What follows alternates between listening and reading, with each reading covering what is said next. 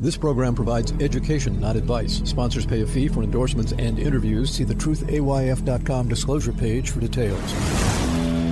This is where technology, innovation, and personal finance come together. This is The Truth About Your Future with Ric Edelman.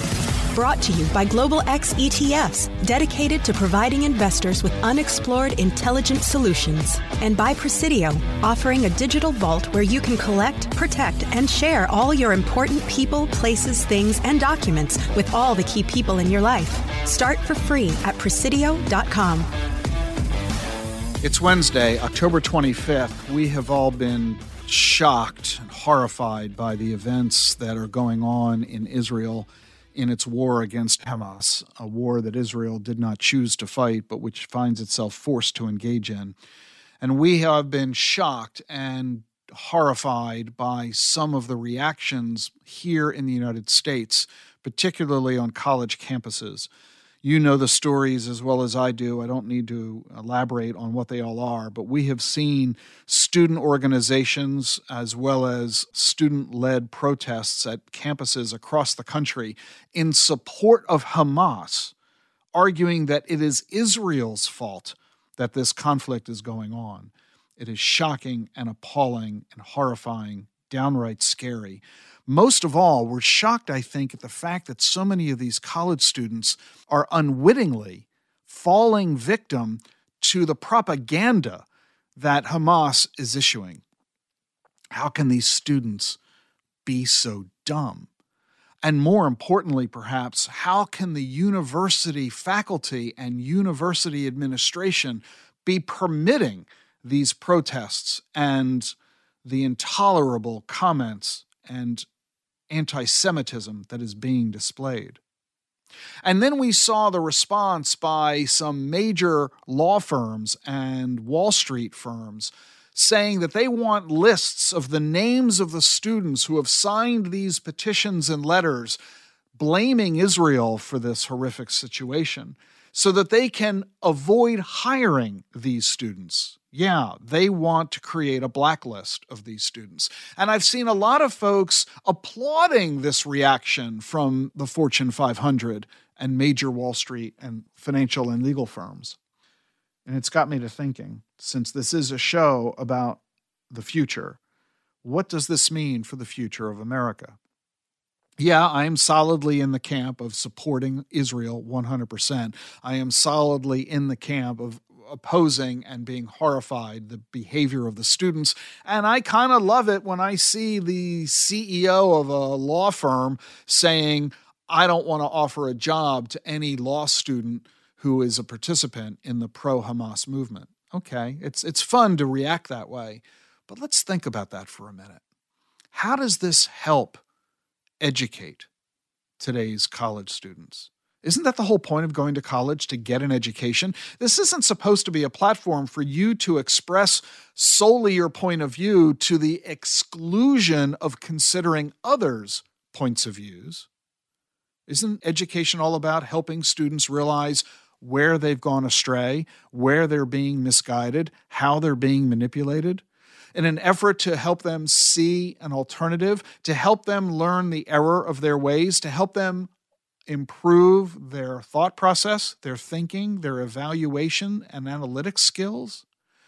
Not to forcibly change their mind. I'm going to threaten you with a career blacklist so that you can never get a job as a lawyer to get you to change your opinion, but rather to gently and convincingly persuade, to help you understand that you may be getting misled by others with an agenda you haven't fully appreciated or understood.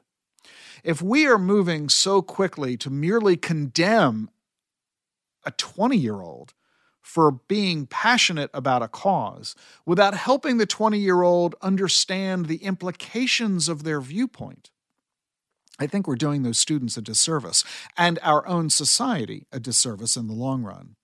But how do you go about persuading someone who is screaming at the top of their lungs, death to Israel, that they're wrong to have that viewpoint? How much time and effort would you have to devote to help explain to these students why they should consider a different set of facts and how to recognize that the information they have is propaganda and not fact. Who's going to engage the students in this exercise? And how long will it take? How much effort will it require? How much funding will be needed? How do we pull that off? Wouldn't it just be a lot faster and easier to segregate these people from our society, to push them off onto an island unto themselves and ostracize them and keep them at bay, away from the rest of mainstream America where they can do no harm, cause no problem? Yeah, it might be easier and faster to create a blacklist. Think back to World War II when there were fears of communism in Hollywood, and we created a blacklist of so many Hollywood writers and producers and actors, fed by hearings on Capitol Hill. We know that that didn't succeed in changing anybody's minds. All it did was destroy the careers and lives of so many innocent people. And at the same time, failed to help many others realize that their anti-sentiments were misplaced, misguided, factually incorrect. My concern is that we are moving more and more toward a comprehensive cancel culture. That while in the beginning one political party accused the other of engaging in cancel culture, now it appears that both political parties are engaging in this behavior, and now it seems so is corporate America. Corporate America quickly saying, if you said this on a college campus, I will never hire you. Is this cancel culture, this divisiveness, truly what is in America's best interests for our long-term future? Is this truly representative of who we are as a nation? I'm not suggesting that we understand or tolerate the viewpoints of those who are rattling off vicious anti-Semitism and pro-Hamas remarks. I'm arguing that we should talk together and learn together and understand each other better to prevent these kinds of conflicts from growing. Because while it might simply be college students yelling and screaming at each other across campus, we know that it is leading to isolated incidents of violence by individuals, such as the stabbing last week of a 6-year-old boy merely because he was Muslim, to where people now hold far more powerful weapons than knives, where they hold in their hands buttons to nuclear weapons. My concern for our future is that we are not any longer the melting pot that America has for hundreds of years been. We are becoming a tossed salad.